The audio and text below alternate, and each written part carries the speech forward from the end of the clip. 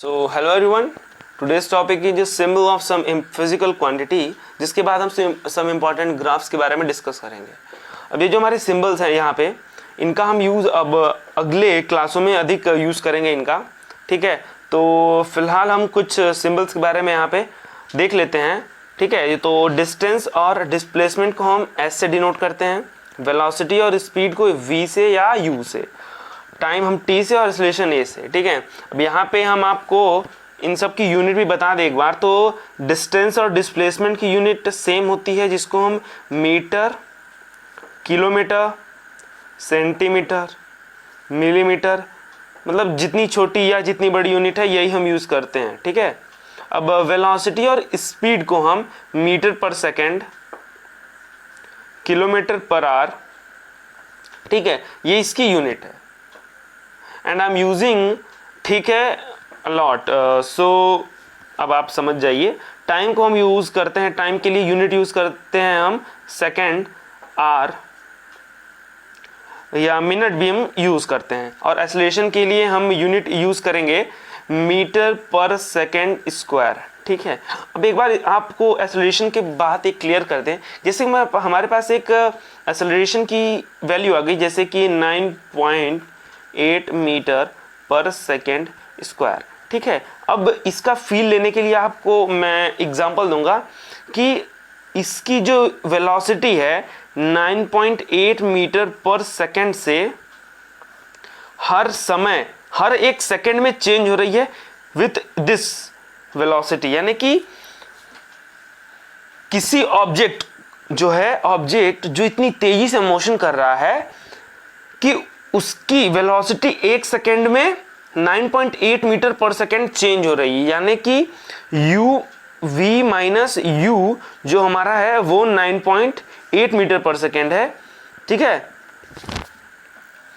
मतलब कि ये जो u माइनस v है, ये किसी ऑब्जेक्ट की चेंज इन वेलोसिटी है जो कि 9.8 मीटर पर सेकेंड की वैल्यू से हर सेकेंड चेंज हो रही है। यही आपका एक्सेलरेशन बताता है। Now our next topic is some important graph. अब हम यहाँ पे कुछ ग्राफ्स के बारे में डिस्कस करेंगे।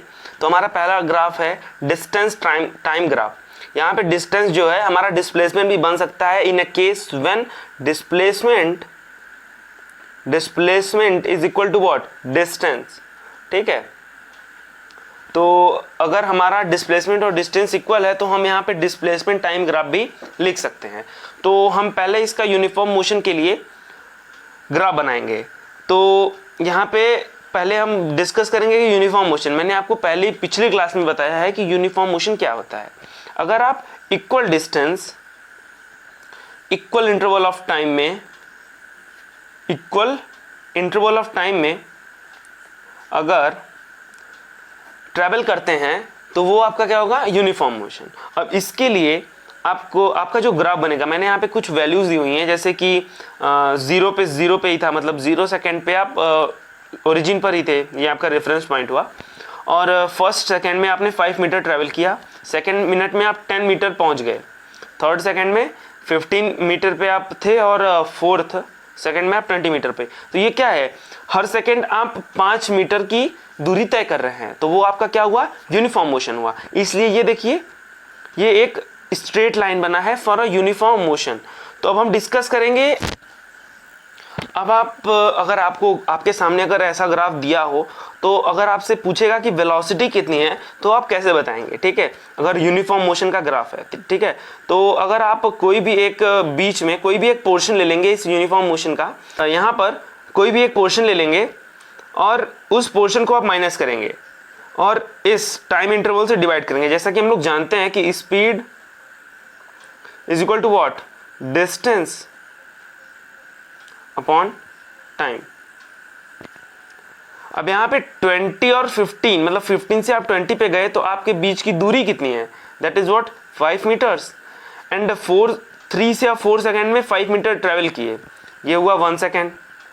तो आपकी स्पीड कितनी है, 5 मीटर पर second. This is what your velocity, और आप उसको स्पीड भी बोल सकते हैं, क्योंकि अगर डिस्प्लेसमेंट आपके डिस्टेंस के इक्वल है तो ये स्पीड भी वेलोसिटी के इक्वल होगा।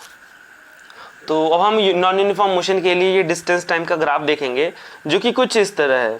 ये एक अनइवन लाइन है, ठीक है।